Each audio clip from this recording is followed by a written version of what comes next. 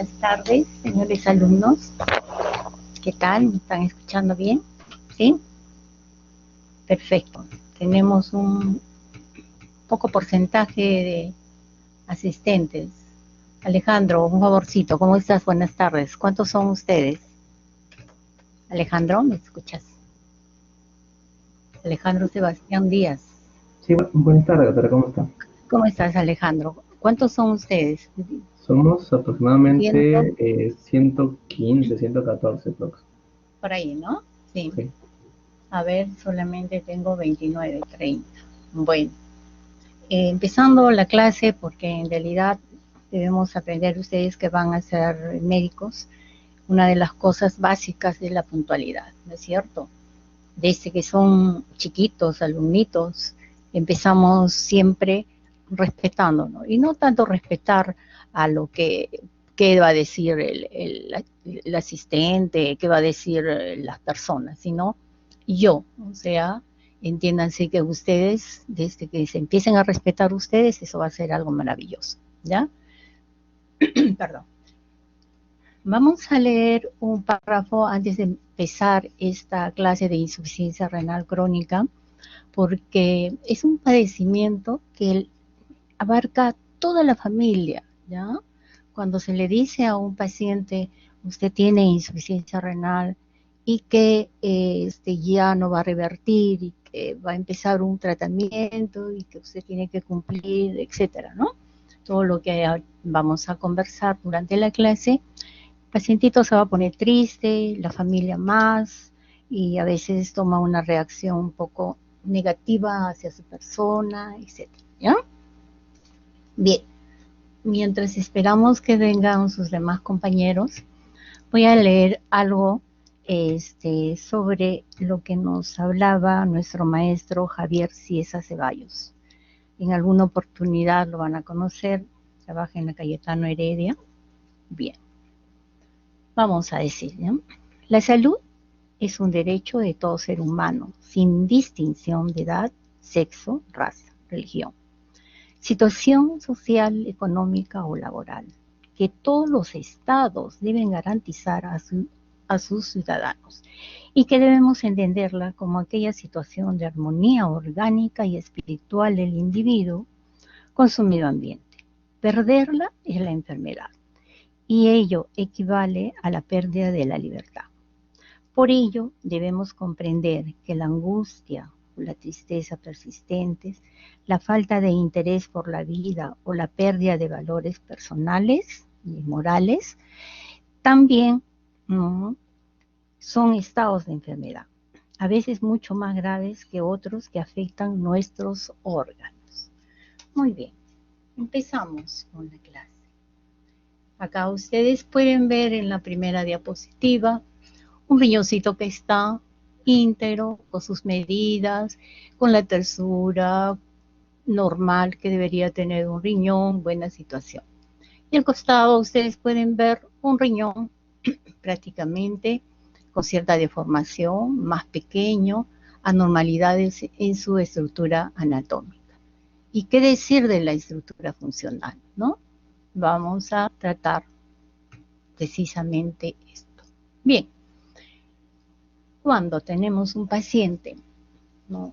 Generalmente siempre los pacientes que tienen, y lo vamos a repetir durante toda la charla, cuando tienen un paciente con hipertensión, con diabetes, ellos no se anuncian ya de que algunos van a presentar cierto grado de insuficiencia renal, otros mal controlados, o de repente con un régimen alimentario inadecuado, o falta de, digamos, de cultura general, o a veces falta de, ¿cómo les puedo explicar esto?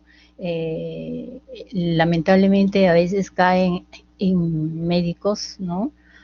Donde empiezan a tratar la sintomatología con sintomáticos y no hacen una unión de todos los síntomas y signos que tiene y empiezan a darle medicación para tal, tal y cual. Con el grupo que en alguna oportunidad de sábado en la mañana conversamos de que si venía con insomnio, cansancio, náusea, vómito, intolerancia a alimentos, etcétera, íbamos dando cada cual, para cada síntoma, una medicación. ¿M? Y pasó ese mes, el pobre paciente se fue con su medicamento para el fierro, se fue con su medicamento para la náusea, para el vómito, para el prurito, etcétera, y no supimos detectar que ese paciente estaba cursando con un daño renal. Entonces, me da culpa, ¿verdad? Bien. La definición está clara, ustedes pueden verla ahí, ¿no? Para ser crónico, como en todo padecimiento, tiene que ser progresivo, de larga data. ¿Y qué es lo que sucede en la definición que se han puesto de acuerdo, ¿no?, para darla a conocer? La función renal es un resultado progresivo, un deterioro e irreversible de la función renal de diversas enfermedades primarias o secundarias, ¿no? Resultado en la pérdida de la función 1, glomérulos, tubos. Y también, como el riñón es un órgano endocrino, conlleva la alteración de la excreción de productos finales del metabolismo, como los nitrogenados, y a la eliminación inadecuada de agua y de electrolitos, ¿no? Cuando a ustedes le preguntan, ¿qué función tiene el riñón? Entonces, básico, toda la vida nos dicen, elimina las sustancias tóxicas, mantiene el equilibrio hemodinámico del organismo, y son cosas básicas que siempre nos dicen, ¿no? Y ahí nosotros podemos expresar cómo es el deterioro progresivo de todo esto que decíamos nosotros como definición de función renal normal, ¿no? Pero no solamente tenemos una alteración a nivel del metabolismo, como es un órgano, el riñón, hormonal, entonces existe también la alteración de la secreción de hormonas como la eritropoyetina, renina, prostaglandinas y la forma activa de la vitamina D. En el ejemplo que les decía de ese paciente que uno no se dio cuenta de que tenía insuficiencia renal, ¿no? Anemia. Se altera el sistema de la eritropoyetina. En aquel paciente cuya presión arterial no podemos controlar, ¿qué es lo que se altera? Se altera el sistema renina-angiotensina. Y así sucesivamente, porque cada sintomatología tiene su explicación. Bien. Ya en sus prácticas, prácticamente se han enterado, o bueno, por sus lecturas que ustedes están haciendo ahora, que la diabetes y la hipertensión arterial ocupan el primer lugar como causa de insuficiencia renal, ¿no? Después tenemos la de tipo glomerular. Hasta hace, digamos, unos 10 a 15 años, consideraban a la enfermedad glomerular como parte de que solamente la debía ver el nefrólogo, más no las otras especialidades, porque decían, si es una mesangial, si es una membranosa, si es una focal segmentaria, debe pasar al nefrólogo, ¿no? Entonces el paciente diabético hipertenso se quedaba a un lado, ¿verdad?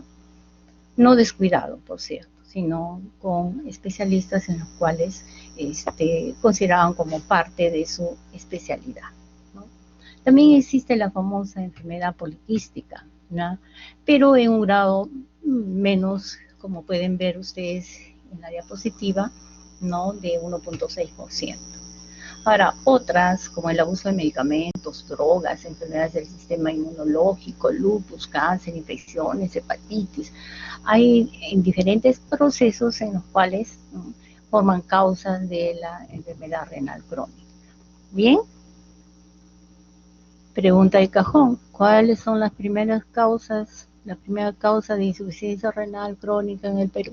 ¿No? Siempre. Diabetes, hipertensión. Aunque algunas, cuando se hizo un estudio, hará unos 10 años más o menos en el hospital, por sorpresa no nos salió la diabetes, como en todos, digamos, las estadísticas, ¿no? Nos salió hipertensión. Pero es de que no se tenía una data adecuada para poder determinar, porque muchos de los diabéticos piensan que la diabetes es controlar la glicemia y punto, ahí quedó todo, ¿no? No se les explica, o por lo menos no saben que tenemos que cuidar, apenas tenga la proteinuria, orinas espumosas, cuidar ese riñoncito, ¿ya? Algo de lo que estamos hablando, vamos a expresar acá en la epidemiología. Dice, la visión epidemiológica de la enfermedad renal ha experimentado un cambio significativo en los últimos 20 años, ¿no? No sé si ustedes tengan algún familiar, papá, tío, médico, ¿no? Y ustedes le preguntan si en los hospitales se trataba la insuficiencia renal de alguna forma, ¿no? Lamentablemente, muchos de los hospitales, sobre todo los del Ministerio de Salud, no tenían, ¿no?, la forma de poder dar, por ejemplo, hemodiálisis. Entonces, esos pacientes, una vez diagnosticados, ya prácticamente se pasaba la visita, ¿no? Yo he sido testigo, he sido estudiante de un hospital que es del Ministerio de Salud, y decían, tiene insuficiencia renal, pase, pasa. Tiene insuficiencia renal, pasa, pasa. Entonces se le daba para la náusea, así el sintomático que les estoy diciendo, ¿no? Lamentablemente, y para ese entonces ya se hacía un poco de prevención, pero no tanto como ahora que ponemos bastante énfasis, ¿ya? Bien. Seguimos hablando y acá también podemos ver que volvemos a repetir nuevamente que la hipertensión y la diabetes forman parte de lo que es importante en cuanto a epidemiología. Esto es, digamos, si nosotros nos ponemos a expresar sobre el iceberg, ¿no? Dice, los pacientes con insuficiencia renal avanzada, incluidos en programas de tratamiento renal sustitutivo, ¿no?, mediante diálisis, trasplante, se considera como la parte visible del iceberg, que constituye el gran problema de salud pública de la insuficiencia renal en la población. Hasta la primera parte que les había comentado en esa pequeña lectura del doctor Ciesa, hablaba de que en realidad la salud es un derecho que debemos tener todos los ciudadanos, ¿verdad? Y dado al presupuesto, muchas veces como el diabético, el hipertenso ya son mayores, ¿no? Y como que dejan un poquito a la población. Nos hemos dado cuenta con todo este problema que estamos viviendo ya para el año de la pandemia. La gente mayor un poquito más descuidada, ¿no? En el sentido de que, bueno, ya son mayores, ya vivió, entre comillas, ¿no? Entonces dejamos un poco de lado esto y nuestras autoridades casi no le dan la importancia real que debería tener. Bien, como en toda enfermedad, en toda patología que tengamos, lo más importante que debemos reconocer es cómo se da, cómo es la fisiopatología, cómo es de que yo hago una definición y digo, hay un deterioro progresivo y que pasado los 3 meses de la función renal ya puedo decir que se trata de una insuficiencia renal. Existen mecanismos y estos mecanismos son progresivos. Ahí están enunciados. Tenemos esclerosis glomerular, infiltración celular, coagulación intraglomerular y alteraciones de la presión intraglomerular. Cada uno de estos factores van a ser explicados en forma detallada. Filtración celular, dice. Ustedes deben acordarse cuando hicieron sus prácticas, ¿no? Porque eso sí lo han hecho, me parece, en forma presencial. Los macrófagos y linfocitos tienen capacidad para modular la actividad biológica de las células renales, en especial las mesangiales. Recuerden ese término, las mesangiales. ¿Sí? Cuando ustedes vean una lámina a través de una biopsia renal, entonces siempre vamos a buscar el mesangio, las células mesangiales. Y acá existe una infiltración de la célula.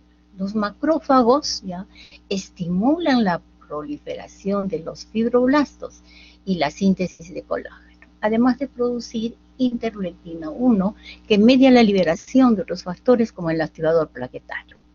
Eso ya lo saben, es un recuerdo, ¿no? Las plaquetas también liberan activadores plaquetarios, el trombosano 2 y heparinasa, ¿no?, que puede inducir proteinuria por neutralización de las cargas negativas de la membrana.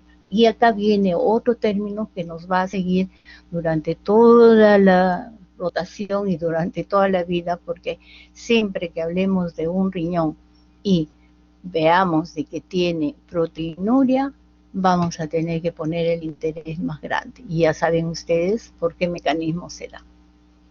Bien, continuamos. El factor de crecimiento liberado por las plaquetas induce a proliferación de las células del mesangio. Otro factor más que altera el mesangio. El trombosano A2 disminuye la fracción de filtración y causa isquemia del glomérulo, ¿ya? La heparinasa liberada actúa sobre el heparán sulfato y causa alteraciones eléctricas de la membrana celular y por lo tanto hay una proteinuria. Bien, cuando nosotros hablamos sobre isquemia del glomérulo, por eso es que no es, cuando ya hablamos de insuficiencia renal crónica, por eso ya no revierte, porque se está produciendo una isquemia. Isquemia es tejido muerto, ya no hay forma de poder recuperar hasta cierto punto de vista. Bueno, el otro mecanismo para el cual nosotros vamos a expresar es la coagulación intraglomerular. Dice, un estado de coagulación intravascular limitado al riñón participa en la génesis de la esclerosis glomerular. Esta trombosis, miren, recuerden bien, ocurre como resultado de la actividad de la cascada de coagulación. Ustedes ya lo vieron en fisiología esto. La cascada de coagulación secundaria, la activación del complemento y las plaquetas, ¿no? Por la liberación de sustancias activadoras por las células endoteliales, ¿no? ¿Se acuerdan ese cuadrito donde ustedes ven esta cascada de las células endoteliales, ¿no? O también como respuesta a las sustancias procoagulantes liberadas por la membrana, las células endoteliales o los macrófagos mismos. Ahí pueden ver ustedes que actúan a todo nivel y que se está dando una explicación bastante detallada de cómo es el deterioro progresivo de esta función renal.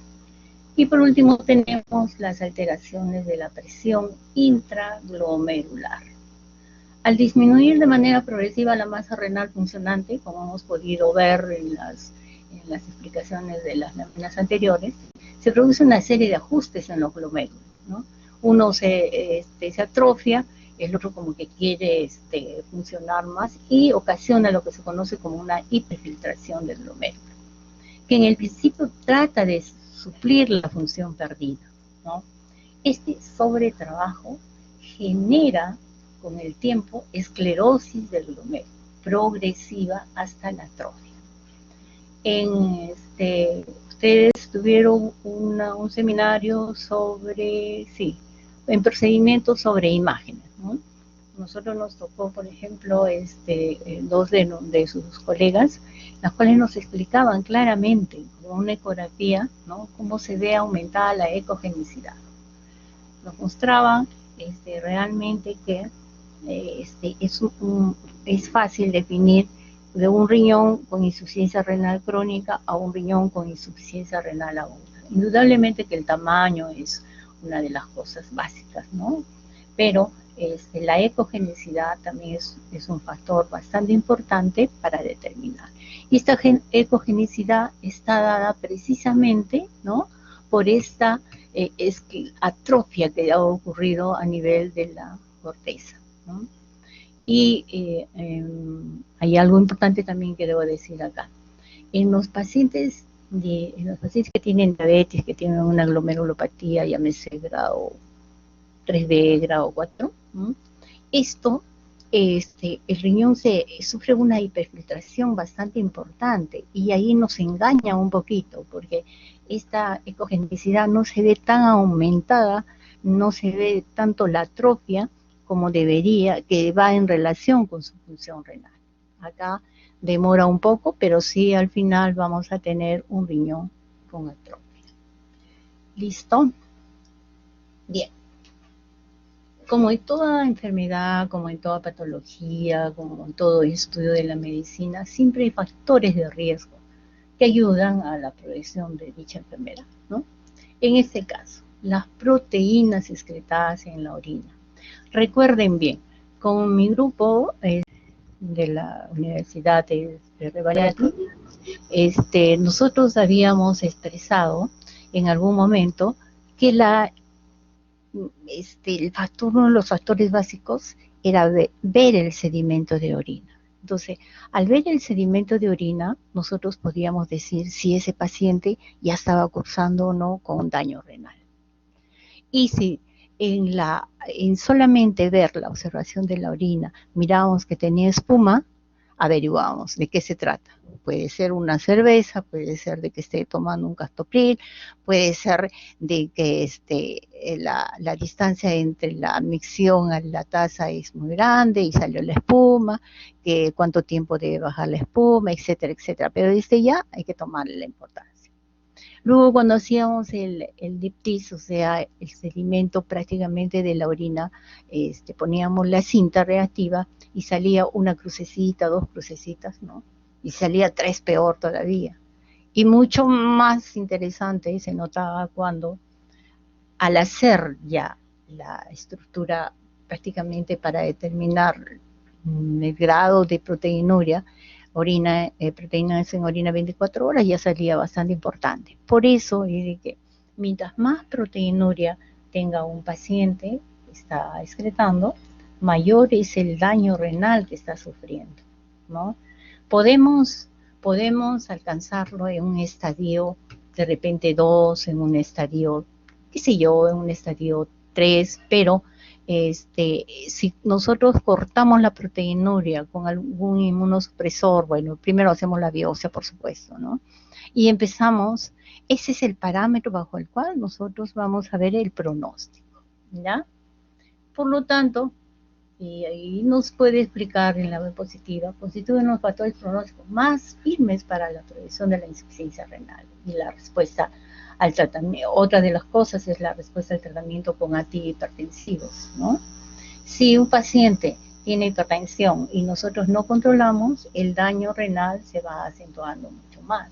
Por lo que dijimos, uno de los mecanismos, ¿no?, es que hay un aumento de la presión intraglomerular. La más presión arterial tenga un paciente que no pueda ser controlado, el daño renal se va a producir, por lo tanto es un factor de riesgo. Acá podemos mencionar también la etnia. Dice, los afroamericanos con diabetes es 2 a 3 veces mayor que los pacientes, que algunos otros pacientes. También se atribuye, ¿no?, las conductas de salud subóptimas bajo nivel socioeconómico, ¿no?, la enfermedad asociada con el VIH. El sexo es mayor en varones que en mujeres.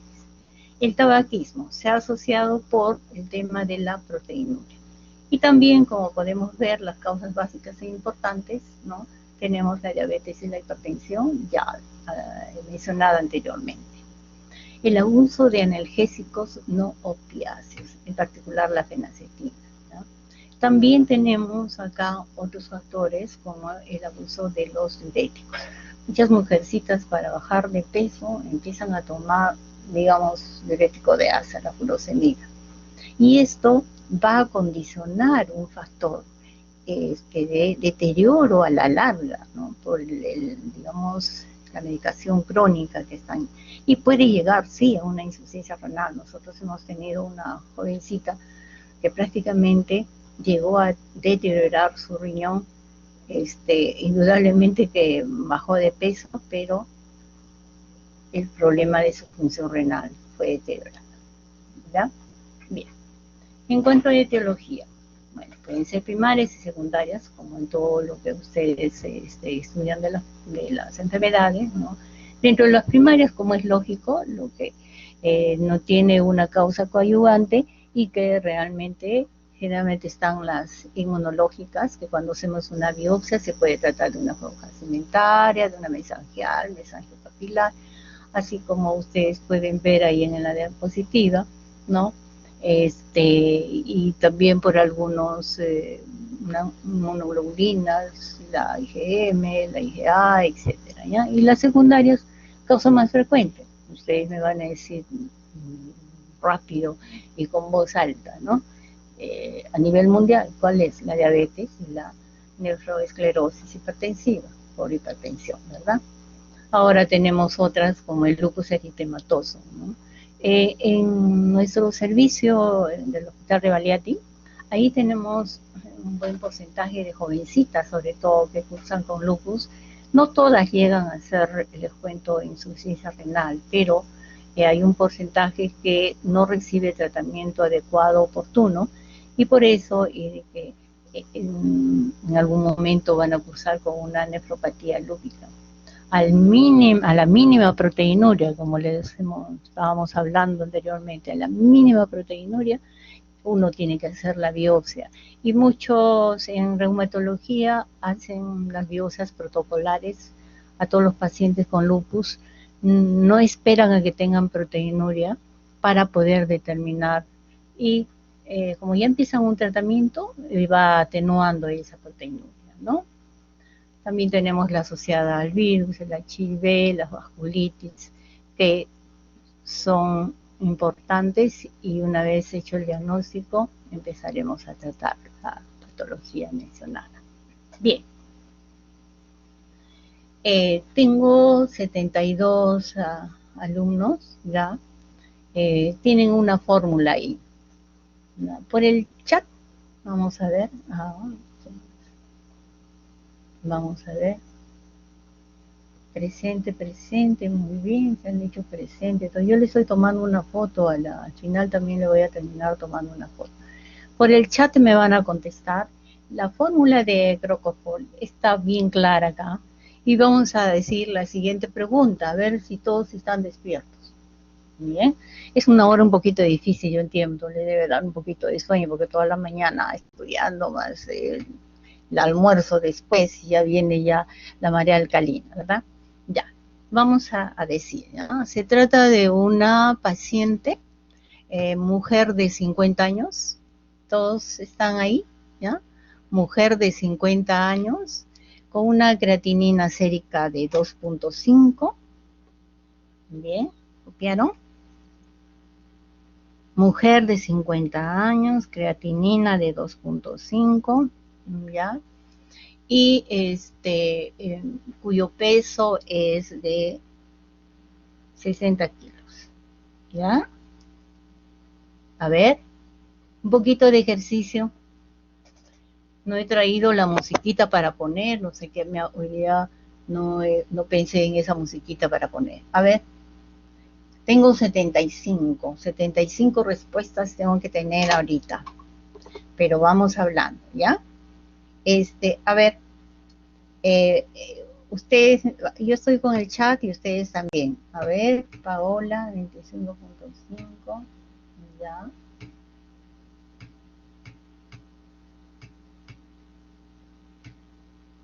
María Estela abandonó la reunión, bien, me abandonó, ya. Bien. 14.5. Cristal Blanca, 14.5 ha sacado. A ver, Cristal, ¿cómo has hecho la fórmula? Cristal Blanca. Sí, doctora, lo hice como usted lo colocó en la fórmula. Resté 140 menos sale? 50. Resté Ya. 140 menos 50, me salió 90. Luego lo multipliqué por 60 y por 0,85, porque es mujer. Y luego lo dividí entre el resultado de 2,5 por 72, que era 175, y me salió 14,5. A ver, Víctor Alejandro Contreras, a ti te ha salido 25.5 y al resto de la nación 25.5. A ver, Víctor Alejandro. Sí, doctora. Sí, ¿Qué doctora. hiciste tú? ¿Cómo te salió la fórmula? Primero, Recuerden que la fórmula está ahí, está escrita en la diapositiva. claro, primero dividí el 140, no, resté 140 menos la edad por la masa entre la creatinina sérica por 72. Después todo este resultado lo multipliqué por 0,85. Mira, la gran diferencia entre el 90% y espérate un ratito, ¿quién ha sido? 14, y Cristal es importante. ¿En qué se ha equivocado Cristal o en qué se han equivocado el 90%? A ver, quedamos que es una mujer de 50 años de edad, ¿ya? Con una creatinina de 2.5 y un peso de 60. A ver, ¿me puedes decir, Víctor? Leslie, a ver, ayuda tú. ¿Por qué te ha salido a ti 25.5? Leslie, Leslie, Leslie Emily Gutiérrez Rojas. ¿Ah? ¿Por qué ha salido así? Cuéntenme, por favor. Leslie, ¿no estás? Lisette. A Lisette yo la conozco. Doctora, ¿qué tal? Buenas tardes. ¿Cómo estás, Lisette? ¿Cómo estás, hijita? Dime. Sí, doctora. Mira, dime, ¿cómo sacaste? 140 menos Ya. edad, ya. Ya, 140 menos la edad era 50 y... 50, No, 140 menos la edad es 90. ¿Ya? Claro, la edad es 50, ¿no? Partiendo de que la edad es 50 y el peso es 60. ¿Ya? Ya. Entonces tenemos la 140 menos la edad vendría a ser 90. 140 menos 50, 90. Esto multiplicado por el peso. Sí, que era 60, que es, no, que es 60, Sí, ¿no es 60. cierto? Y salió ahí. 5.400. Muy bien, ya. Ya. Y de ahí... Ahora multiplico 5.400 por 0.85, que es la variante porque es mujer. Muy bien. Ya, ahí sale 4.590. Hasta ahí. Ya. Ya. Y Bien. luego de eso la división vendría a ser la creatinina, que es 2.5 por 72. Yo preferí multiplicarlo primero, que era 2.5 por 72, y eso me sale 180. Y se divide, ¿no? Se divide el anterior número, que era 4.590 sobre 180, y eso sale 25.5, doctor. Ya. Pilar, perdón, Cristal Blanca Vera. Sí, doctora. Ya. ¿Te diste cuenta, Cristal? Sí, lo que pasa es que, no sé, igual me sorprende porque lo hice con la calculadora. Y a pesar de eso, no puedo creer que me haya traicionado mi calculadora.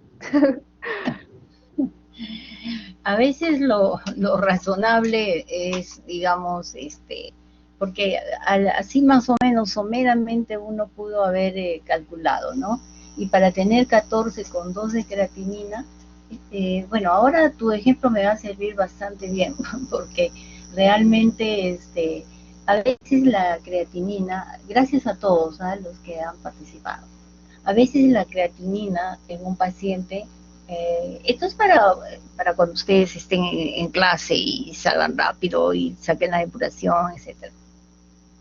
Pero a veces tenemos pacientes que tienen poca masa muscular, por ejemplo, una abuelita o algún paciente caquéstico, porque también la sintomatología de la uremia, ¿no?, va a dar lugar a no hay apetito, está con náuseas, con vómitos, y todo eso ocasiona un deterioro y una desnutrición del paciente. De tal suerte que cuando yo le tomo la creatinina sérica al paciente, es un valor completamente irreal. Y de repente en vez de ese 2 me sale 1, por decir. Entonces nosotros decimos, pero si la creatinina es 1, le voy a decir a la paciente o al familiar, me va a acercar y le va a decir, no, su creatinina está en 1, está normal, ¿no? Grave error. ¿Por qué?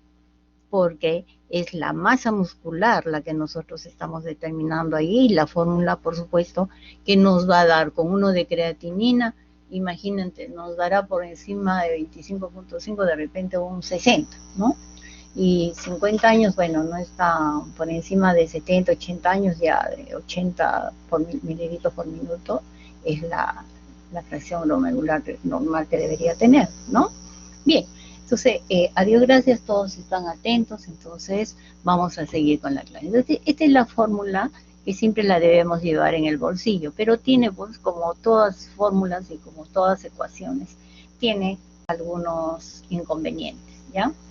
Actualmente se usan las determinaciones basadas en la creatinina para calcular la tasa de filtración glomerular, pero este parámetro tiene limitaciones en la valoración del riesgo, ¿no?, por determinantes de la creatinina sérica no dependientes de la filtración, ¿no? Estamos hablando de la paciente caquéstica que hemos puesto de ejemplo, ¿bien? Por ese motivo se ha prestado atención a la cistina C. La cistina C realmente no se puede determinar en la mayor parte de los hospitales. Son pocos los hospitales los que nos pueden dar esta valoración, pero es un marcador alternativo para el cálculo de la tasa de filtración, ¿no? Mejora la utilidad de la tasa de filtración estimada en la estratificación de riesgo de los pacientes con insuficiencia renal. Ya es una buena alternativa, lo tienen presentes porque siempre hablamos de la famosa ecuación. Ahora, esta ecuación está modificada, ¿no? Dice, a partir de un número de pacientes con una amplia gama de enfermedades renales y filtración de hasta 90, fíjense, 90 mililitros por minuto por 1.73 metros cuadrados, ¿no? Por lo tanto, se recomienda la ecuación abreviada para el uso, ¿no?, sistemático, que solo requiere conocer la creatinina sérica, la edad, el sexo y la raza. Es otra de las formas. Su ventaja es que es más exacta y precisa, pero recuerden bien de que siempre estamos usando acá la creatinina. Por lo tanto, cuando queremos hacer una verdadera evaluación de la función renal, ¿nos ayudan estas fórmulas? Sí nos ayudan, tampoco los vamos a dejar de lado, ¿no? Pero ¿qué es lo que pedimos nosotros en los exámenes del paciente, ¿no? Pedimos depuración de creatinina en orina de 24 horas. Hacemos que junte la orina de 24 horas para determinar mediante las fórmulas del laboratorio y nos va a dar un valor apropiado, ¿no? Y nos vamos a valer no solamente de la fórmula y de la depuración de creatinina, nos vamos a valer de la sintomatología que tenga, como ahorita vamos a ver, del tamaño del riñón, de la ecografía, hasta de la biopsia en algunos casos, ¿ya? Como al inicio habíamos expresado, ¿no?, la función del riñón es amplia, ¿no? Abarca prácticamente todos los sistemas del organismo, ¿ya? Empezamos por el sistema nervioso central. Según el grado de alteraciones variables, según el grado, ¿no?, desde cambios en la conducta, fatigabilidad, astenia, calambres musculares, mioclonías, convulsiones, alteraciones de la conciencia, que pueden ir desde la somnolencia hasta el coma. ¿Cómo llegan los pacientes con insuficiencia renal a emergencia o a shock trauma? Llegan muchas veces convulsionando o en estado de coma.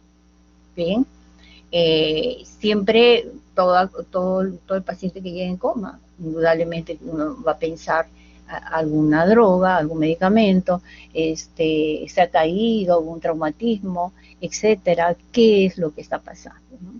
Y recién nos damos cuenta cuando hacemos las evaluaciones serológicas y vemos que la urea está en un 400, etcétera. Y vamos a llamar al nefrólogo y a decirle, este paciente está urémico, ¿no? Y van a usted claramente a ver, cuando ya se da el tratamiento, de que todo vuelve a la normalidad después de dar el tratamiento, ¿ya? Ahora, ¿qué es lo que pasa con el sistema nervioso periférico? La famosa neuropatía periférica se puede dar después de cierto tiempo de establecida la insuficiencia renal. En el paciente que cursa con diabético se da más pronto, ¿ya?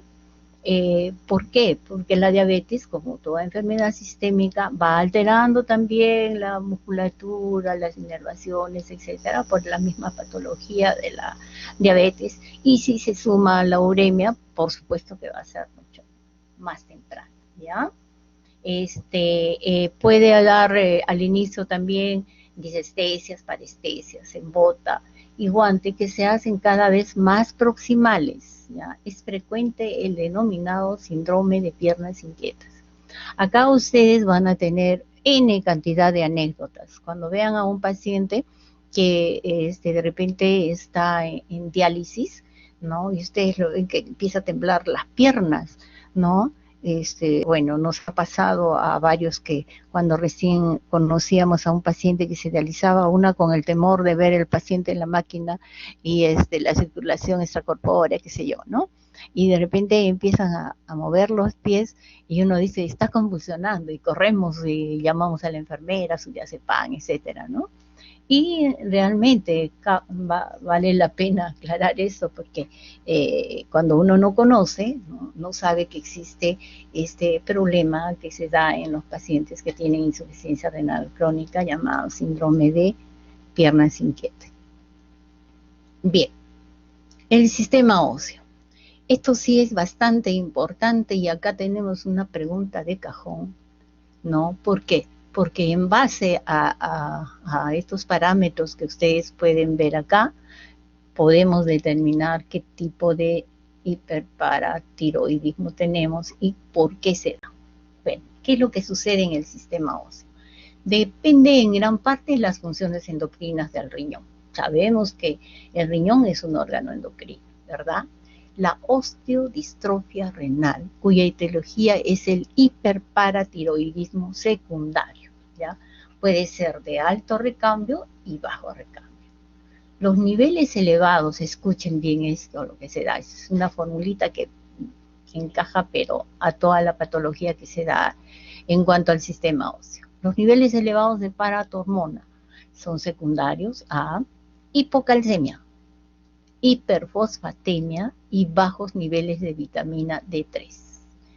Ven cómo se ve involucrado la paratormona, el calcio, el fósforo y la vitamina D3.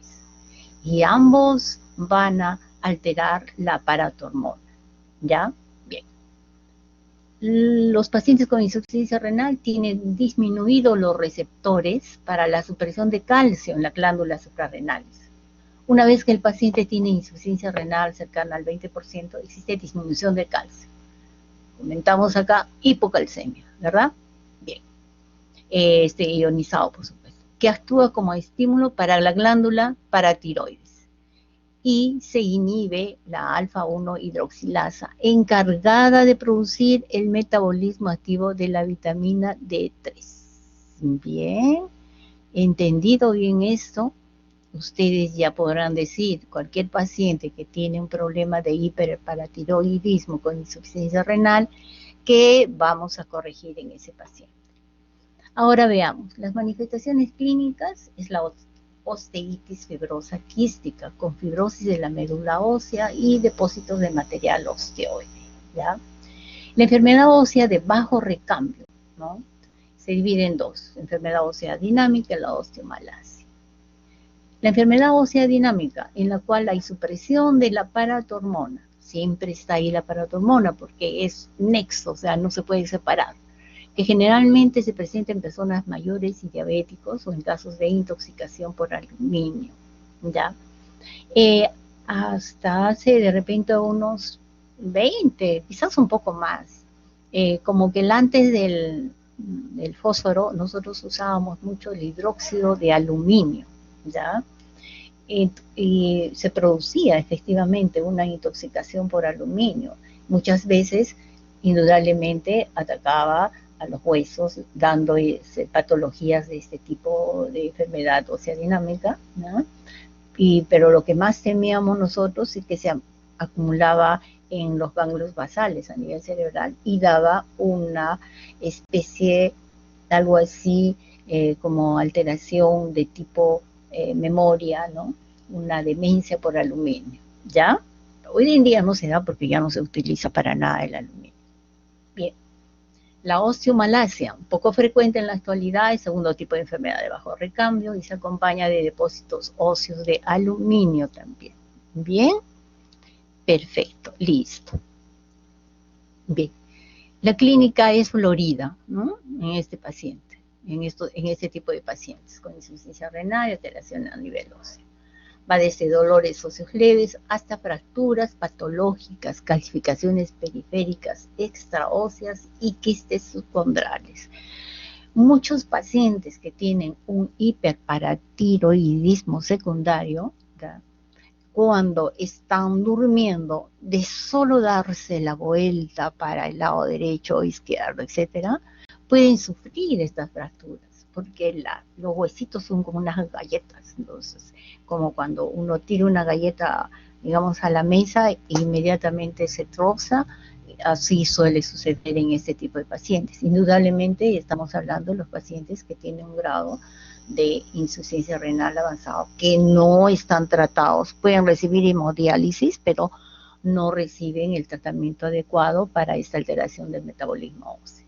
Bien, ahora vamos a ver los niveles séricos de calcio. No siempre, ¿ya?, se correlacionan con la severidad del cuadro clínico y los hallazgos de desmineralización ósea, ya, que son los más constantes. ¿Por qué hace hincapié en esto? Porque como en todo proceso, ¿no? Por ejemplo, hay pacientes que llegan a la clínica, ustedes no han visto porque todavía no están en clínica, ¿no? Pero van a tener en su práctica pacientes que tienen hemoglobina 6, hemoglobina 7. Uno los ve pálidos, pero siguen caminando como si nada, ¿no? Y hay pacientes crónicos, ¿ah? Y hay otro tipo de pacientes crónicos que con 6 no pueden levantarse de la cama, ¿ya? Para cada, como en toda enfermedad, cada paciente, ¿no?, reacciona de manera diferente. Indudablemente que a los dos le vamos a dar el tratamiento correspondiente, ¿ya?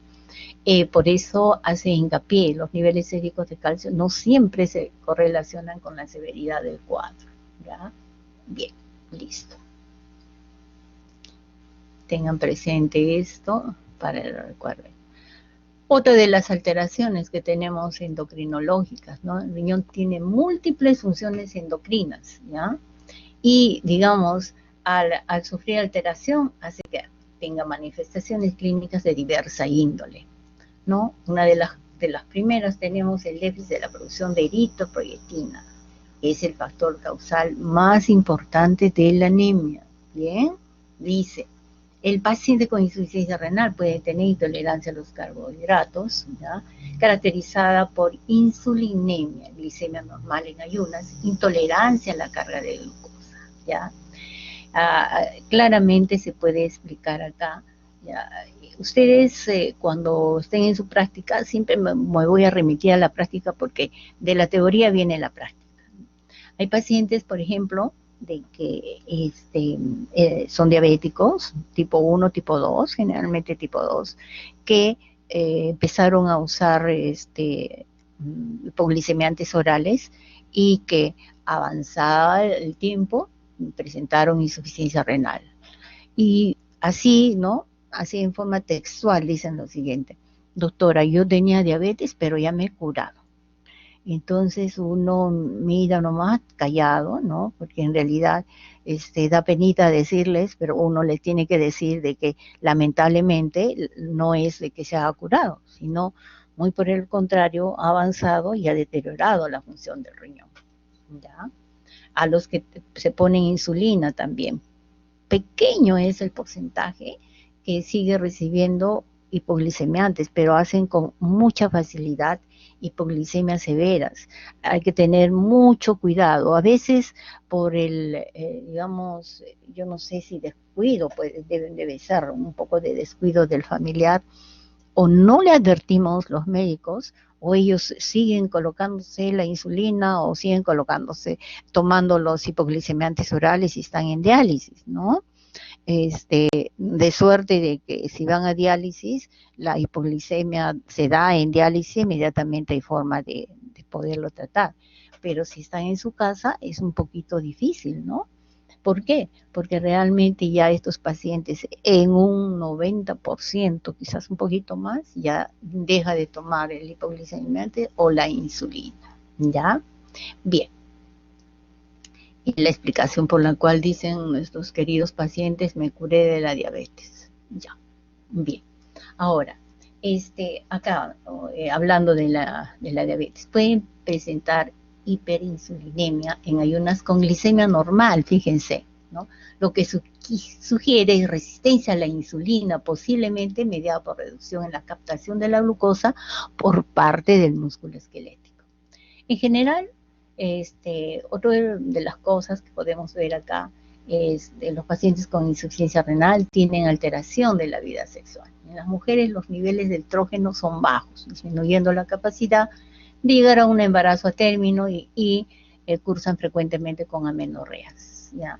En los jovencitos, bueno, en todos digamos, es lamentable, ¿no?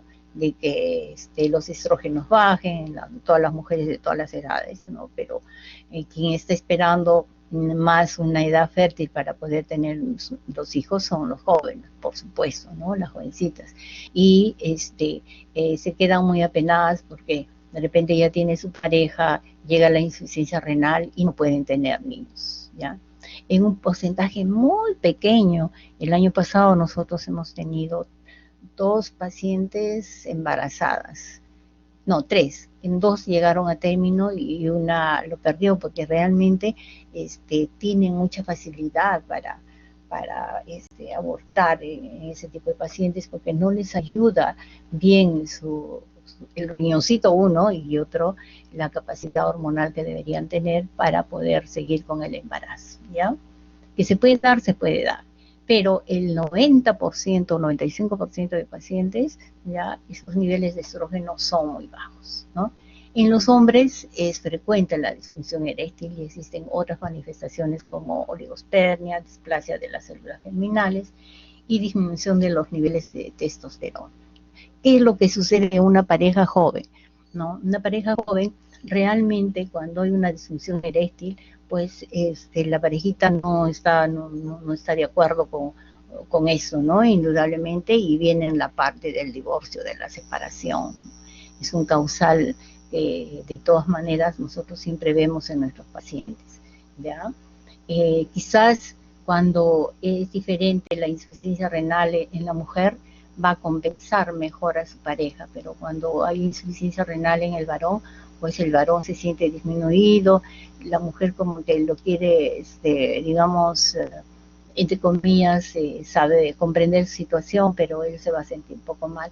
Pero tenemos una solución que es el trasplante para que vuelva a hacer todas sus actividades normales y sea una pareja feliz, pues, ¿no? Ya se pueden dar cuenta ustedes que no solamente es la enfermedad que tiene el paciente, sino también el entorno que va a tener el paciente, ¿ya? Con todas sus actividades físicas, calidad de vida del paciente.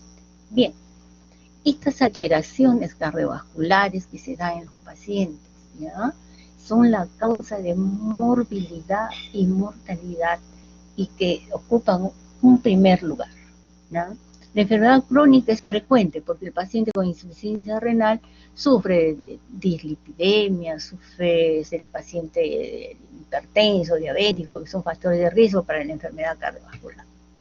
Ahora bien, múltiples alteraciones influyen en la génesis de la enfermedad cardiovascular, desde las cuales incluyen un aumento del recambio de plaquetas, disminución del factor 8 y el consumo de complementos que podrían estar relacionados con una mayor adhesividad a la pared vascular. Bien, generalmente todos los pacientes, cuando los tenemos en diálisis, están en el proceso mismo de la diálisis, hay una parte que nosotros debemos dar de flujo, le llamamos el flujo sanguíneo, y este flujo está mediado por tenemos que mediarlo por la sintomatología o signología que presenta el paciente, ¿ya? Generalmente estos pacientes deben optar por los procedimientos de diálisis peritoneal y no tanto de hemodiálisis, ¿ya? Bien, la diálisis extracorpórea, a que se refiere a hemodiálisis, genera aterosclerosis y se relaciona con la alta incidencia de eventos coronarios agudos. Eso sobre todo en aquellos pacientes que sufren de diabetes, ¿ya? Los pacientes con insuficiencia renal pueden tener miocardiopatías, pero no se ha descrito una lesión característica o patognomónica de la enfermedad. Se han implicado algunas toxinas urénicas como los fenoles, pero en realidad no se ha llegado a demostrar del todo, ¿no? La paratormona también influye en su desarrollo, ¿ya?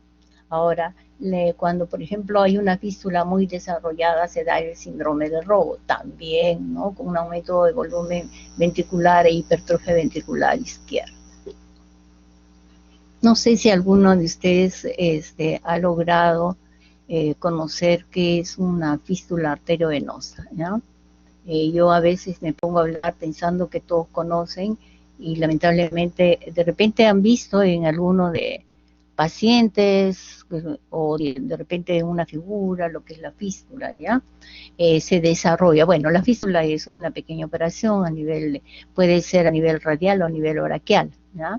Y es la unión, como su nombre lo dice, fístula arteriovenosa, arteria y vena. Y se produce, digamos, como un abultamiento, llámese algo así, y las venas, y la vena sobre todo, ¿no? Porque es para la vena, se desarrolla de gran forma que produce un robo de la circulación y eso da lugar a una insuficiencia cardíaca, ¿no? Por eso está hablando del robo de la circulación. Espero que se hayan imaginado las cosas como yo supuestamente pienso que se han imaginado, eso espero. Bueno, tratamiento de las manifestaciones, ¿no? Pericarditis. ¿Qué es la pericarditis? Es una manifestación frecuente en los urémicos. En algunos pacientes, ¿no? Cede con hemodiálisis y ultrafiltración, en otros casos debe ser quirúrgico. Pericarditis, como su nombre lo es. Tenemos el pericardio, se llena de agüita, ¿no? ¿Ya? Bastante importante, y puede producir un taponamiento del riñón y puede producir la muerte, ¿no? Cuando uno ausculta el corazón, vemos que hay un frote. Es así como si estuviera, a mí cuando me enseñaron me dijeron así como hace el tren, así algo. Pero vamos a tener imaginación nada más. Hoy en día ya no se da esos casos, porque ¿en quiénes se daban? En aquellos pacientes que lamentablemente no realizaban un buen tratamiento, o no querían realizar, o faltaban a la diálisis. Cuando es una diálisis deficiente, se produce esta sintomatología lacerosa, ¿no? Del pericardio, se llena de agüita. También eso suele suceder a nivel del pulmón, bueno, que se llama el derrame pleural, pero acá esa pericarditis es más, digamos, letal en el caso de pulmón, que sea un derrame, ¿ya? Y bueno, el tratamiento, indudablemente, le hacemos 14 diálisis seguidas todos los días, diálisis corta, ¿ya? Y cuando no cede, tenemos que inmediatamente, esto es un tratamiento que tiene que ser ya. Si nosotros vemos mediante un ecocardio, vemos que este volumen está abarcando casi toda la pleura, no tiene más remedio que hacerle una pericardiocentesis. Se extrae el líquido del pericardio, ¿no? Y se le una infusión continua, ¿no? En la cual puede hasta eliminar, tiene que ser lenta, progresiva, puede eliminar más o menos unos 1000 a veces, pero hay que ir de todas maneras valorando si sale con mucha sangre o no, porque tenemos que ir compensando con transfusión sanguínea. Bueno, no creo que lo lleguen a ver ustedes porque hoy día las diálisis son más eficaces, ¿no? Y pocos son, creo que no llegan. Yo no he visto, después de algunos casos, cuando empecé mi formación en nefrología, teníamos bastante paciente, ¿no? Porque no recibían diálisis, porque no querían, etcétera, ¿no? Bien. Ahora, en cuanto al tratamiento de las manifestaciones cardiovasculares, especialmente la enfermedad coronaria en los pacientes con insuficiencia renal, similar indicado en los pacientes que no son renales. Lo único que tenemos que tener en cuenta es ver la dosis de los medicamentos, ¿ya? Que se eliminan por vía renal, como la digital, etcétera. Muy bien. ¿Se están durmiendo? No. Eso espero. A ver, me he quedado con 66. Bien. ¿Y los demás qué hacen? Los demás pacientes, los demás alumnos, tengo caritas sonrientes en las fotos y me da mucho gusto ver las caritas sonrientes. Ya, pienso que me están mirando como cuando daba la presencial. Bien, ¿qué es lo que sucede a nivel del sistema respiratorio? ¿Ya? Los hallazgos en la radiografía de tórax, sobrecarga hídrica ileal bilateral, son imágenes en alas de mariposa, signo patognomónico, ¿ya? Sin evidencia clínica de falla ventricular o sobrecarga de volumen. hacen pensar en la presencia de pulmón urémico. Recuerden bien, sin evidencia de falla ventricular o sobrecarga de volumen, ¿ya? Bien. La neumonitis urémica se ha descrito como la presencia de un infiltrado alveolar, de fibrina o hemorragia. Las calcificaciones pulmonares pueden presentarse debido a la alteración en el metabolismo de calcio. Otra vez estamos con el metabolismo de calcio, ¿ya? En grados avanzados puede causar disminución de la presión arterial de oxígeno, así como del volumen pulmonar. Voy a ver si en la otra diapositiva tenemos el derrame. No, ya. Y en esta misma patología que suele suceder en los pacientes, acá a nivel de pleura también se llena de líquido, ¿no? También puede ser causa de una hipodiálisis, se llama, así es el término, ¿no? Una diálisis ineficaz. Y las calcificaciones que se pueden dar, esas son por alteración del metabolismo cuando hay un hiperparatiroidismo bastante importante, bastante avanzado.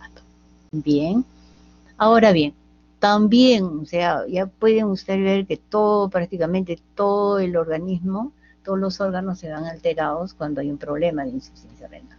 Las alteraciones dermatológicas, anemia, hallazgo rutinario en la insuficiencia renal. Los síntomas variantes de palidez, astenia, dinamia, hasta sangrado fácil, hematomas y coro anémico. Bien, y ¿qué es lo más importante que siempre debemos tener en cuenta en este tipo de pacientes?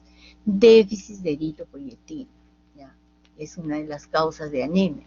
Ya dijimos de que el riñón como órgano endocrino encargado de producir la eritropoyetina. Después, otra de las causas puede ser hemólisis, ¿no? Cuando se está dializando un paciente, se lisan los glóbulos rojos y esta hemólisis hace que esa pérdida sea importante. Luego tenemos las pérdidas gastrointestinales, ¿no? Bien, y hay otras pérdidas que se pueden dar en el mismo sistema de diálisis. A veces el paciente se queda dormido, se canula y en esa fístula que les había comentado anteriormente se pone una aguja que se llama cánula.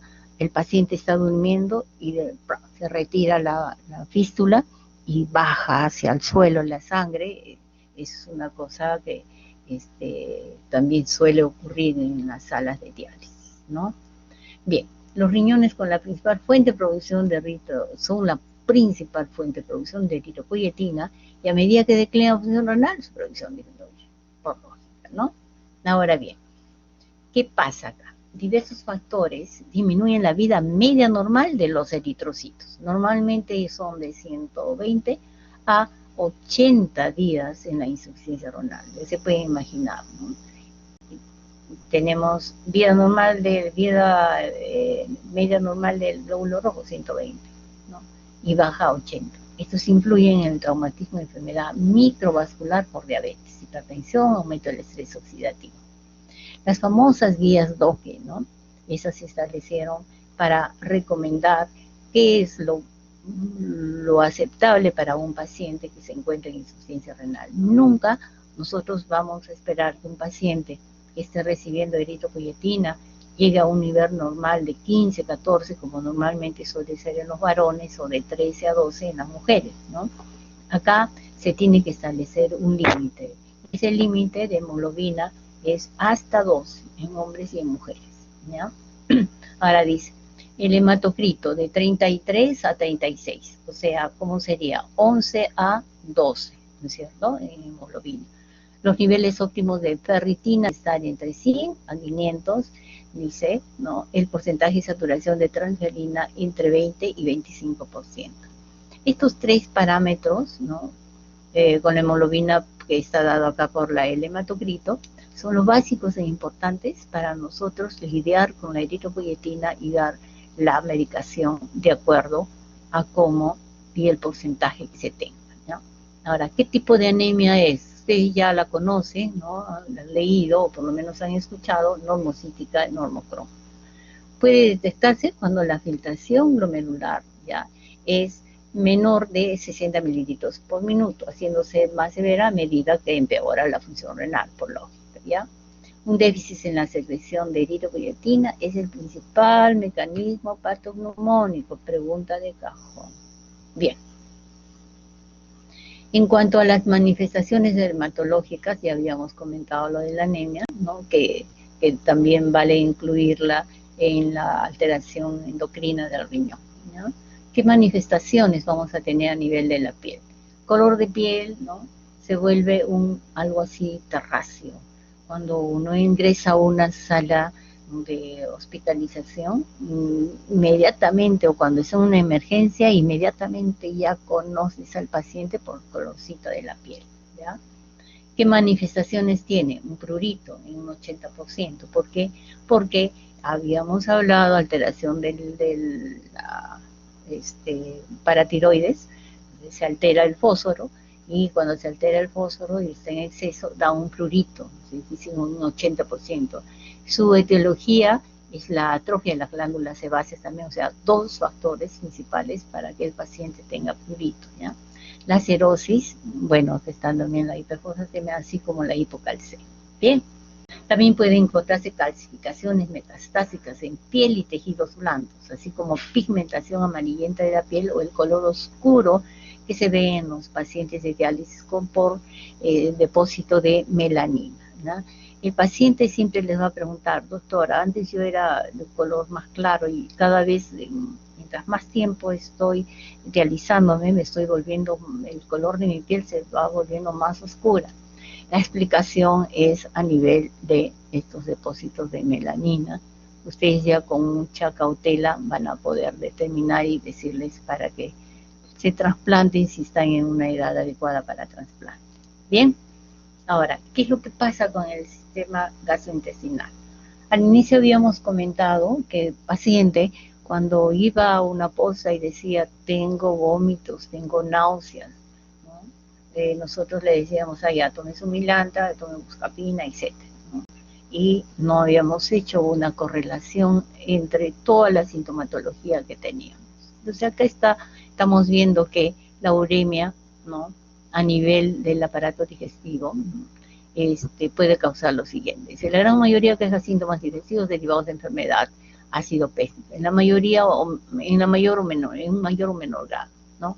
Es una epigastralgia de tipo ardor, dispepsia e incluso sangrado gastrointestinal secundario a gastritis o úlcera péptica.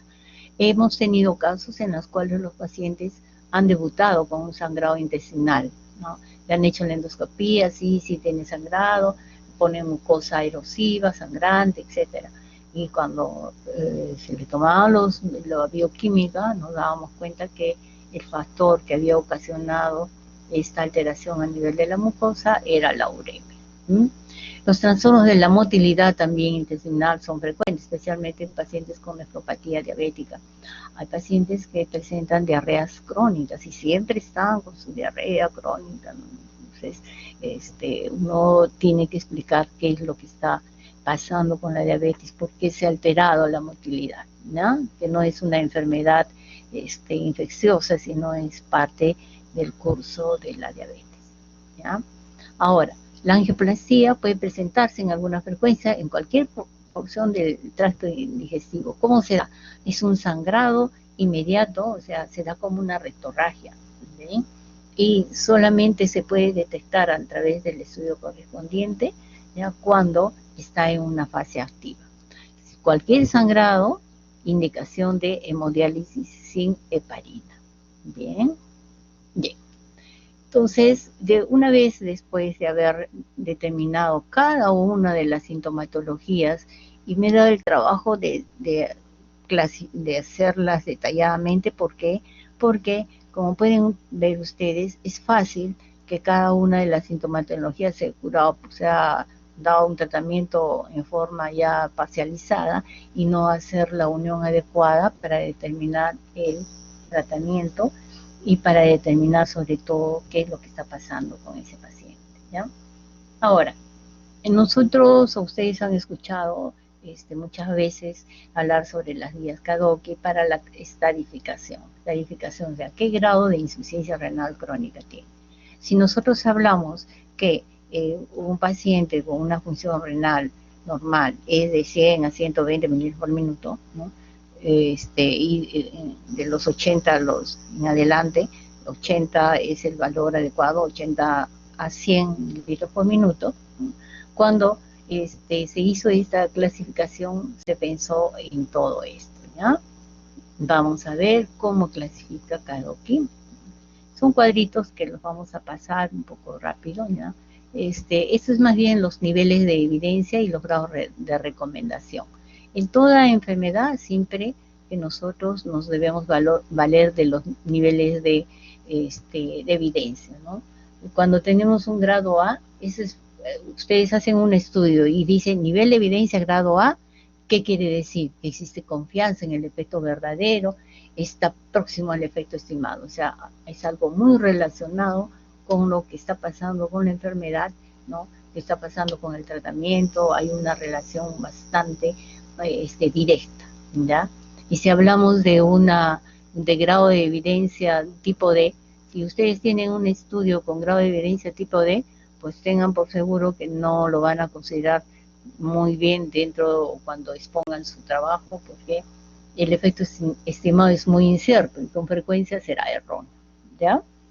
Les traje esto para que hagan un recuerdo cuando ustedes hagan cualquier trabajo, de todas maneras, ¿no? Y también acá tenemos los grados de recomendación de acuerdo a cómo se vea el daño que se está produciendo, ¿ya? Bien, existen marcadores, ¿ya?, de daño, ¿no? Y aquí estamos con la definición que nos sigue, siempre dice, se define por la presencia de alteración de la estructura pulmonar durante más de 3 meses, insuficiencia renal crónica. ¿Qué criterios, no? Algo habíamos conversado al inicio de la albúmina, ¿no? Pero ahora los vamos a detallar, ¿ya? Una albúmina elevada, alteraciones del sedimento de orina. ¿Qué es el sedimento de orina? Probablemente Leslie, Lisette me van a decir, sí, doctora, la albúmina es un evento muy importante, un marcador muy importante, y también el sedimento de orina, porque con el sedimento de orina yo voy a determinar qué es lo que está pasando con el riñón, porque mi sedimento de orina es el espejo que yo tengo para ver a primera vista si tengo algún problema renal o no, ¿no? Muy bien, 20 les pongo, ¿ya? Alteraciones electrolíticas u otras alteraciones de origen tubular, alteraciones estructurales histológicas, ¿no? Tengo un paciente con lupus, le hago una biopsia, voy a ver qué alteraciones tiene. Y de acuerdo a eso, vemos el daño, un marcador de daño renal, ¿no? Alteraciones en pruebas de imagen, una ecografía, un riñón pequeño, una atrofia, ya me está dando que es un marcador. Un trasplante renal se puso acá con la idea de ver que si tienes un solo riñón y los dos demás riñones están atróficos, no quiere decir que haya nacido un riñón. Muchas veces cuando el paciente me causa un poquito de risa, porque en una oportunidad vino un paciente en coma, ¿no? Y fue a una unidad de urgencias más que todo, porque no eran cuidados intensivos. Y no encontraban riñón y le estaban llamando monorreno, ¿no? Porque el paciente, por lógico, no podía hablar, no sabían que era un riñón trasplantado, ¿no? Y bien, y acá, esto es básico e importante, la filtración glomerular está disminuido por debajo de 60 mililitros, ¿no? Para determinar un factor, un marcador. Ya, las categorías o grados de insuficiencia renal. Esto sí que ustedes tienen que tenerlo muy presente, ya han hecho prácticas probablemente con los grados, ¿no? Esta clasificación, pues, siempre la llevamos de la mano todos los nefrólogos, porque nos habla sobre categorías de la filtración glomerular y categorías de la albuminuria. 14. Seguimos con la albúmina que nos perseguirá hasta el final de la clase. Bien. Tenemos en categorías que va desde G1 hasta G5, grado 1 a grado 5. El grado 3 está dividido en dos, grado 3A y 3B. Así se debe dar el diagnóstico final cuando nosotros tengamos un paciente que tiene cierto grado de filtración, ¿no? Como pueden ustedes ver acá, ¿no? En grado 1, normal o elevado, entre comillas, mayor de 90 mililitros por minuto. Bien. Grado 3A, ¿no? 45 a 59. Ese es el parámetro, ese es el rango que se debe tomar. Y si hablo del 3A, voy a hablar de ligera o moderadamente disminuida, ¿ya? 3D. Para cada uno de estos grados hay recomendaciones diferentes, ¿no? Acá definitivamente cuando yo tengo entre el grado 4 que va entre 15 y 29 mililitros por minuto, ¿no? Está gravemente disminuido, ¿no? Desde el grado 3B, nosotros ya tenemos que ir diciendo al paciente, haciéndole la fístula, presentándolo al equipo multidisciplinario, etcétera, ¿no? Y también depende de la causa que esté ocasionando esta insuficiencia renal, ¿ya? La prevención es lo más importante. Si yo encuentro a un paciente con 45 a 59 mililitros por minuto que está en grado 3A, ¿ya? Ligera o moderadamente disminuido, voy a hacer de que en vez que avance la enfermedad en un año y llegue al grado 5, con la medicación que le voy a dar, los tratamientos, la prevención que le voy a hacer, en vez de que llegue un año, como les digo, o menos de un año, abarca unos 10 años o 15 años para que llegue a este grado de insuficiencia renal, ¿ya? Y evitar, en cierta medida, que lo que más se teme, ¿no?, es el tratamiento de diálisis. Ahora, cuando hablamos de categorías de albúmina, el cociente es albúmina creatinina, ¿no? Y se habla de normal o ligeramente elevado, como ustedes pueden ver acá, un menor de 30, entre 30 y 300 es moderadamente elevada, ¿no? Me refiero a al cociente de albúmina creatinina, y mayor de 300 muy elevada, ¿no? Y acá tenemos un cuadrito, ¿ya?, en el que ustedes, acá explica claramente, ¿no?, ya para que lo vamos a repetir, lo de la tabla, ¿ya? Acá, este cuadrito es una foto que deben llevar en su celular, siempre digo yo, aunque no sean nefrólogos. ¿Por qué? Porque eso le va a permitir, de acuerdo al grado y la albuminuria, de acuerdo al pronóstico del paciente, todo lo que está en rojo es grave, ¿no?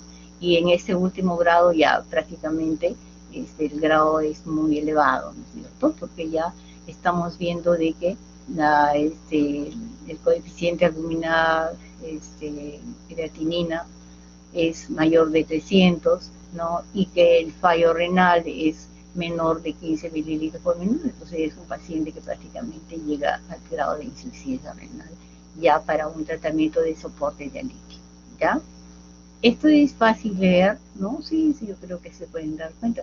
Este color verdecito indica que prácticamente, ¿no?, estamos en un grado elevado, ligeramente disminuido, cuando se trata de una duración entre 60 y 89, ¿ya? Bien. No se me duerman, por favor. Esa es la explicación del cuadrito, ¿ya? Vayan a tomar una Coca-Colita. No, Coca-Cola no, dice que es malo, ya. Dice, pero algunos sí tomamos. Ya, bien. Entonces, a ver, vamos a, quiero regresar, ya. Dice, indicaciones potenciales de inicio de diálisis. Otra pregunta también de cajón que siempre nos acostumbramos a realizarla. ¿Cuándo es que nosotros debemos decir, una vez que ya hemos hecho, que conocemos la sintomatología, que conocemos cuáles son las consecuencias de la uremia, que conocemos el grado de estadificación, cuándo es que debemos someter a un paciente a un tratamiento de soporte, ¿no? Decimos, cuando hay una sobrecarga de volumen resistente a diuréticos, ¿no?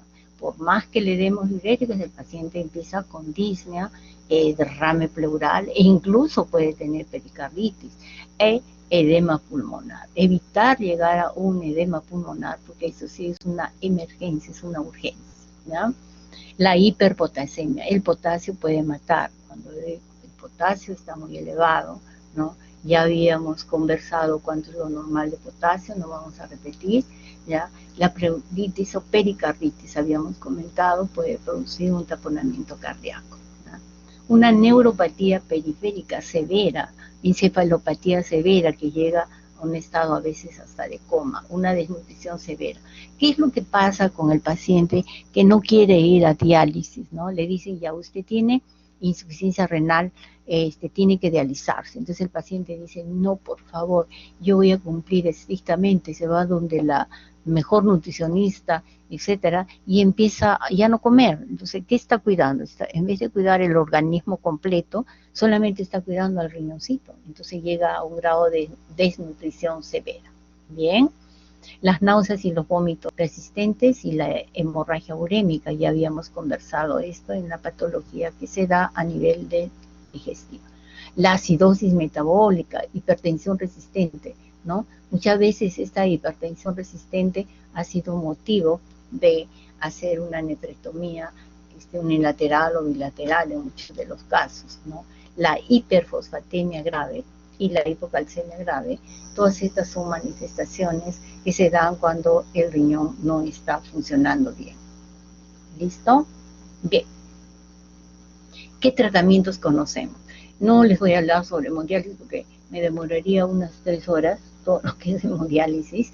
Vamos a hablar en forma muy específica, detallada, concreta, para que ustedes salgan con la idea, aquellos que van a ser nefrólogos, se acuerden alguna vez que la doctora Quiroga hizo la clase de insuficiencia renal y le habló y iba a conocer la máquina, ¿no?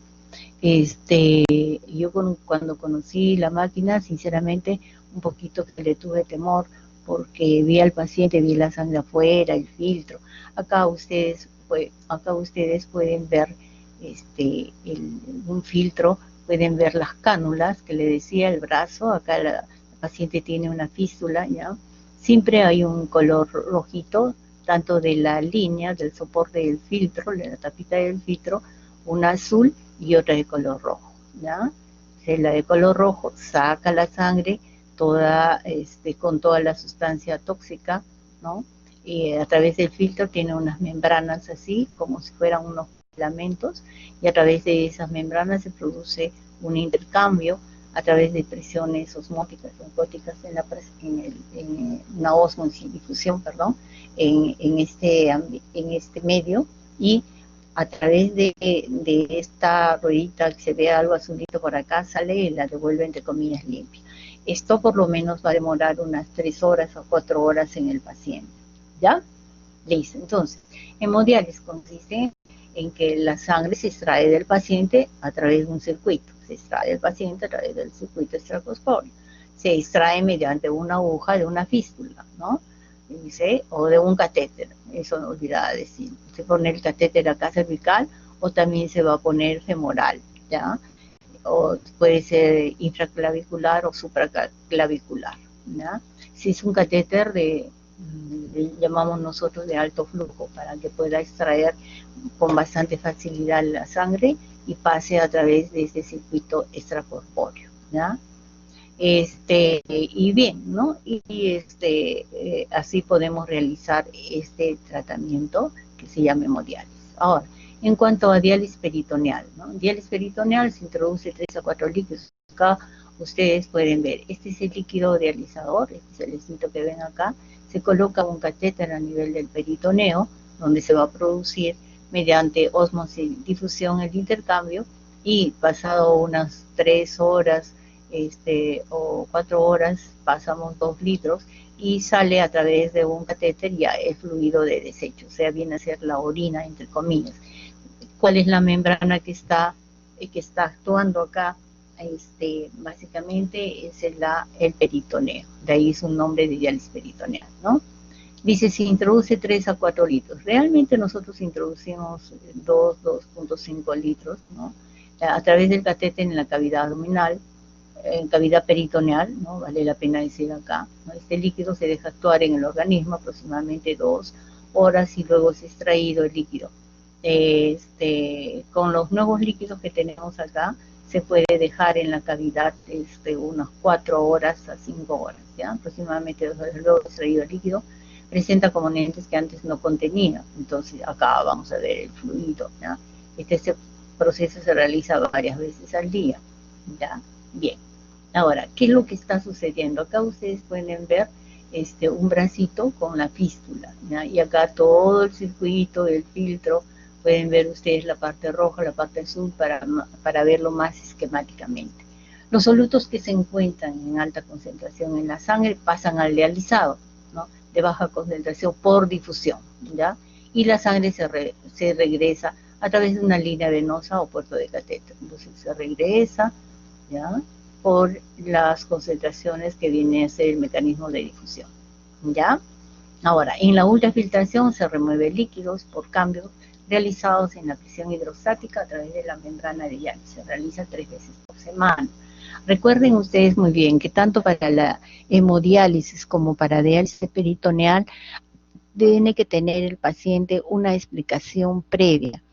A veces no podemos hacerlo porque el paciente viene en un estado agudo, de repente encefalopático, viene en coma, e inmediatamente nosotros procedemos a dializar, colocamos un catéter, pedimos la autorización a los familiares, o sea, el paciente puede hablar, pero cuando esté en coma indudablemente no va a poder, al familiar para que nos autorice todo procedimiento, llámese de hemodiálisis, de colocación del catéter, tiene que estar autorizado.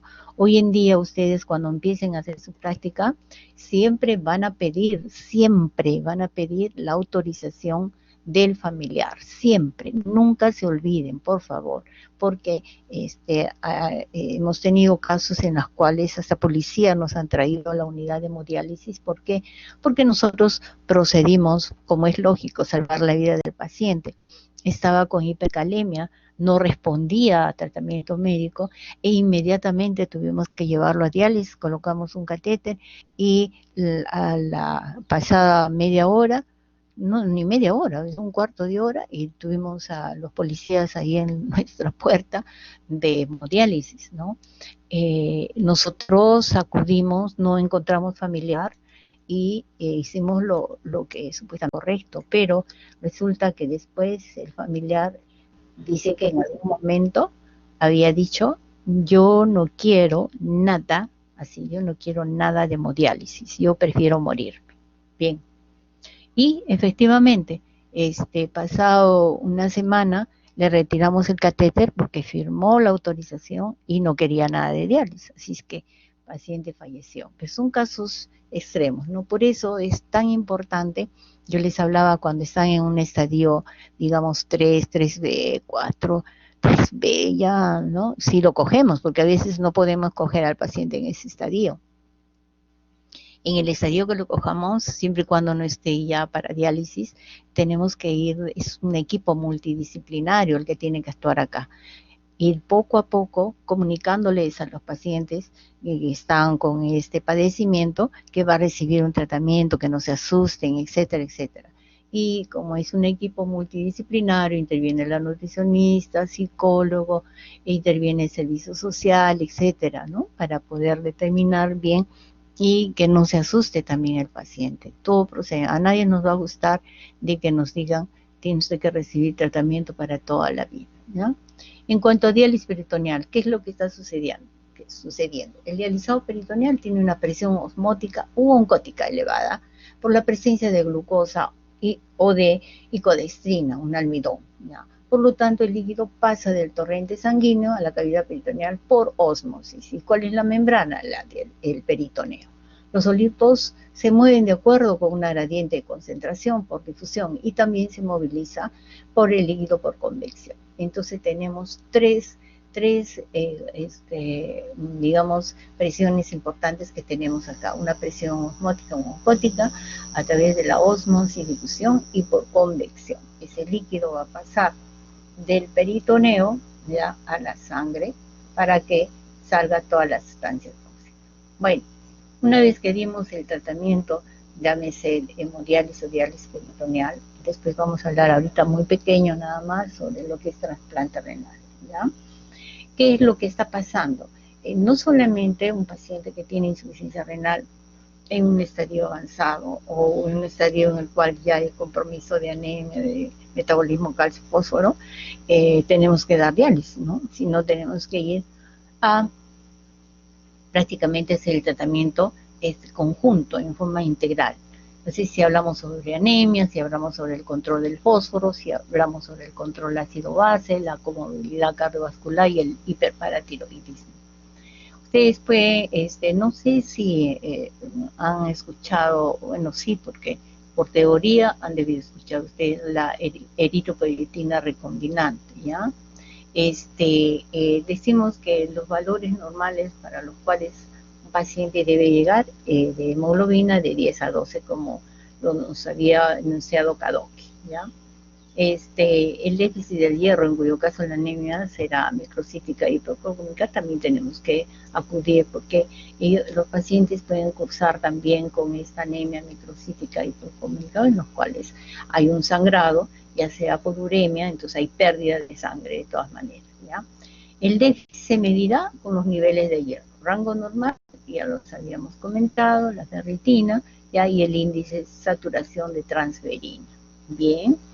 Si está alterado, podemos indicar hierro, que siempre lo indicamos al inicio del paciente porque, como les he explicado, la gran mayoría de nuestros pacientes ya vienen en un estadio prácticamente ya 5, ¿no? En el cual la depuración de creatinina, el filtrado glomerular, está menor de 15 mililitros por minuto, ¿ya? Y también vamos a compensar este tratamiento de la anemia con el ácido fólico y la vitamina B12 para poder mantener mejor calidad de vida en nuestros pacientes. ¿Qué pasa con el control del fósforo? ¿No? Evitar que se dé un hiperparatiroidismo, que si bien es cierto, tenemos un hiperparatiroidismo secundario, si no se hace el control, estas glándulas paratiroides se desarrollan demasiado porque hay una actividad bastante importante, ya habíamos dicho cuáles son los factores para los cuales se va a producir la activación de la paratiroides, ¿no? Se puede administrar quelante de fósforo, ¿no? Dependiendo de la tasa de filtración glomerular, ¿no? A partir de 30, 60 ya nosotros debemos empezar a actuar porque ya se está alterando ya en forma importante. Los análogos de la vitamina D ayudan a suprimir la hiperactividad de la glándula paratiroides, el calcitrol, ustedes ya probablemente lo conocen. ¿Qué recomendaciones debemos dar? Mantener una concentración sérica de fósforo entre 3 a 4 miligramos por decilitro. Limitar el fósforo de la dieta, ¿no? Generalmente se le dice al paciente cuando encontramos un fósforo alto, hay que evitar la leche, sus derivados, el pescadito, etcétera, ¿ya? Cuando la concentración sérica de paratormona supera 65. Pero ¿saben qué? Acá eso es lo normal que debe tener un paciente que no tiene insuficiencia renal. Pero cuando ya un paciente está con insuficiencia renal, ¿no? Nosotros empezamos a dar el calcitriol ya cuando está por encima de 300, ¿no? Entonces es bastante alto.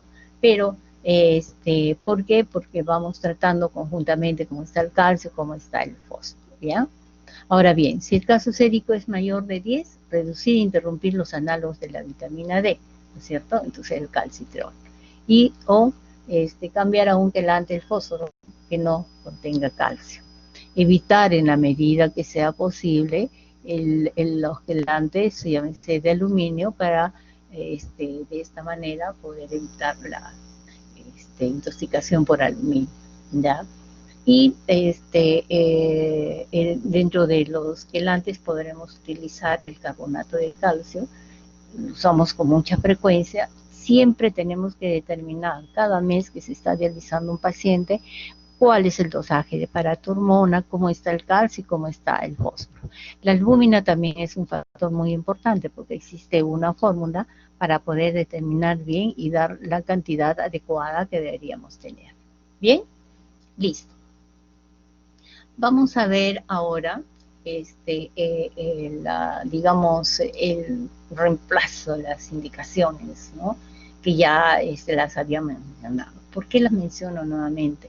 Porque sobre el edema agudo de pulmón, por ejemplo, hay una sobrecarga de líquidos resistentes que no responde a diuréticos y no va a responder porque ya cuando hay un problema de insuficiencia renal, este diurético ya no va a actuar. Recuerden de que ese riñón ya está atrofiado, que ya prácticamente no existe ninguna función y por lo tanto va a dar determinadas alteraciones que no van a ceder al tratamiento médico. Hablamos sobre la hiperpotasemia mayor de 6.5. Todavía mayor de 6.5 tenemos un poquito de esperanza, siempre y cuando en el electro este segmento PQR no esté muy elevado, las ondas T, como ustedes pueden ver, estudiaron ya cardiología cuando se da el fenómeno de hiperpotasemia, ¿no?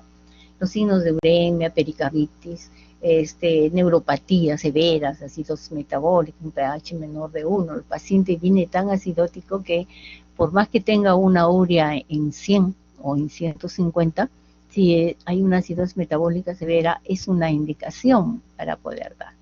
Y también hay algunos fármacos, sobre todo de los pacientes que son psiquiátricos, ¿no?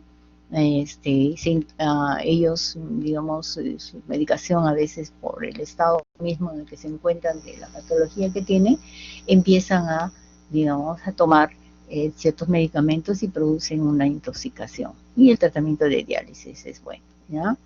Esta es más que todo una diapositiva para ver el tratamiento de hemodiálisis. Acá el tratamiento de diálisis es un poco más sencillo, más tranquilo. ¿Por qué? Porque el paciente realmente viene tranquilo, está sentadito, como pueden ver ustedes ahí, se coloca su catéter, no vemos el catéter, está en cavidad peritoneal, a través de la cintura escualita sale el catéter y lleva una vida bastante normal, ¿ya? Bien.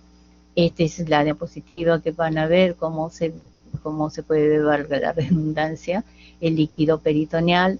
Este es un sistema de diálisis peritoneal que utiliza el sistema mecanizado, en el que el paciente duerme, se pone la conexión, pero acá se lleva a su casa este aparatito, ¿ya? Y acá ya no se usa bolsas de 2000, sino se usa bolsas mucho más líquido. Y acá tenemos el trasplante renal, la maravilla de todo el tratamiento. Entre los 3 tratamientos, el mejor es el trasplante renal, por supuesto. ¿Por qué? Porque ya no se altera el metabolismo calcio-fósforo, ya no se altera la piel, ya no hay anemia, etcétera. ¿Por qué? Porque es un riñón nuevo el que está teniendo. Acá en la figura ustedes pueden ver, este es el riñón trasplantado, ya. El implante vascular se realiza en la arteria y en la vena ilíaca, ya. Aquí está el uréter que va a la vejiga y por supuesto cada uno tiene su tiempo de implante, ¿no? Primero el vascular y después ya el ureteral. Bien, y es el ideal para todo paciente, como le digo. En primera opción, todo paciente que se trasplantara sería completamente ideal, pero hoy en día no tenemos la garantía de nuestros donantes, porque han escuchado muchas veces en las propagandas decir, el paciente sí firmó, por lo menos autorizó en el DNI, sí, es candidato para trasplante, sí, yo quiero ser trasplante, sí, yo quiero donar, dice, ¿no? Donador de órganos dice sí, pero cuando, digamos, por causas lamentables fallece, y el paciente indudablemente no va a poder decir nada en ese momento, se le comunica a los familiares y los familiares no quieren dar, ¿no? Porque quieren llevarse a su muertito completo y por muchas cosas que son propias de cada familia, ¿no? Pero es tan importante de que tengamos en mente esta donación, porque el paciente que está en hemodiálisis o el paciente de diálisis peritoneal, pues no tiene una vida tan libre como les había iniciado anteriormente cuando empecé la clase. Siempre están sujetos, no pueden viajar a determinados lugares, quizás lo de diálisis peritoneal cargando todos sus bolsitas, todo pueden viajar, pero los de hemodiálisis no. Bueno, ya les dije sobre el implante renal, etcétera, y para el mantenimiento de este trasplante tienen que llevar inmunosupresores, ¿no? Por lo tanto, siempre que nosotros hablemos de una enfermedad, debemos decir, todo paciente por causa primaria, secundaria, que llega a insuficiencia renal, ¿ya? No sabemos, los de secundaria sí podemos saber el lupus, diabetes, hipertensión, y a ellos podemos decirles, hacerles una prevención. En casa siempre, cuando estén con sus familiares, siempre lleven la pastillita de la medicina, ¿no? No comas mucha grasa, no mucho carbohidrato, si tienes presión alta, la sal como va en casa, etcétera, porque nosotros vamos a ser como los ángeles de la familia para poderlos cuidar, ¿no?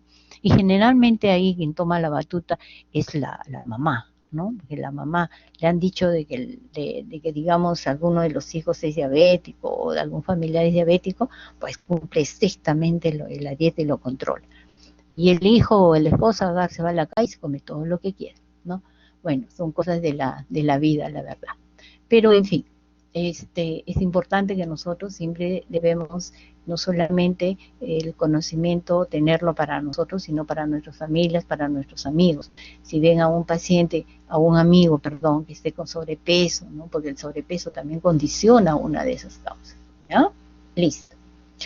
Bien, bueno, acá hay una parte que dice, ya lo han podido leer, hacer ejercicios, ¿no? Al acordarse de beber agua, evitar el sobrepeso, control de la dieta, reducir el consumo de sal, evitar dietas de alto contenido proteico. Las carnes son rojas, son ricas, son buenas, ¿no? Pero tampoco comerlas todos los días, sobre todo si hay algún antecedente de hipertensión, diabetes, lupus, etcétera, ¿ya? Evitar las bebidas azucaradas en gran forma y las carbonatadas también, ¿no? Consumo moderado de alcohol y otra de las cosas, no fumar. Y hay otra parte importante también, ¿no? Antiinflamatorios, ¿ya? Medicamentos en los cuales el paciente dice, ah, ya mi vecina tomó tal, yo voy a tomar tal, y no sabe que tiene insuficiencia renal y va a deteriorar mucho más rápido su riñón, ¿ya? El diagnóstico de enfermedad renal crónica y sobre todo el inicio de la terapia sustitutiva marca un antes y un después en la vida de una persona. Como les dije, no solamente es el paciente, sino es toda su familia, ¿ya? Y aparte de eso, genera un enorme impacto económico en los gobiernos, por lo tanto en la sociedad. Por lo tanto, es lo que nos debemos quedar como lección, evitar, desde cierto punto de vista, digamos, en los pacientes diabéticos que ya conocemos, en los hipertensos que ya conocemos, en el obeso que lo podemos ver, ¿no? Darle siempre su pastillita, darle la educación, para eso estamos, para prevenir, ¿ya? Bien, yo creo que ya lo se aburrió demasiado, ¿no? Y ahí, bueno, como última parte puedo decirles lo siguiente: siempre nosotros nos vamos a dar cuenta que un paciente tiene insuficiencia renal o no cuando miremos nuestro espejito. ¿Y cuál es nuestro espejito? El sedimento simple de orina, el examen completo de orina. Bien, listo. Les agradezco su atención, ¿verdad? Espero que les haya servido esta clase. Está bastante bonita, es muy larga, por supuesto, traté de resumirla de la mejor manera, ¿ya? Y tomarme el tiempo necesario que me indica la jefatura. Listo, mis queridos amigos, ya pueden ir a descansar, pueden ir a tomar su cafecito y es hora del cafecito, ¿ya? Listo, perfecto. Si en todo caso hubiera alguna pregunta, encantada de resolverla, ¿ya? A ver, vamos a ver en el chat que me están escribiendo. Bueno, vamos a ver acá. Muy bien. Ya todos me están abandonando la reunión. Miren que no puedo. 26 más mensajes. A ver, veamos.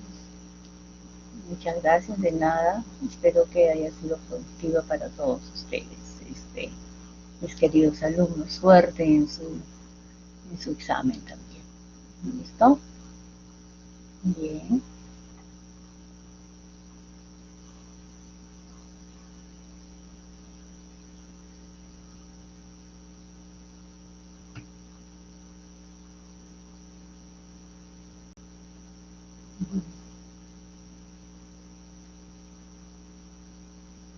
¿Alguien por ahí? Nadie.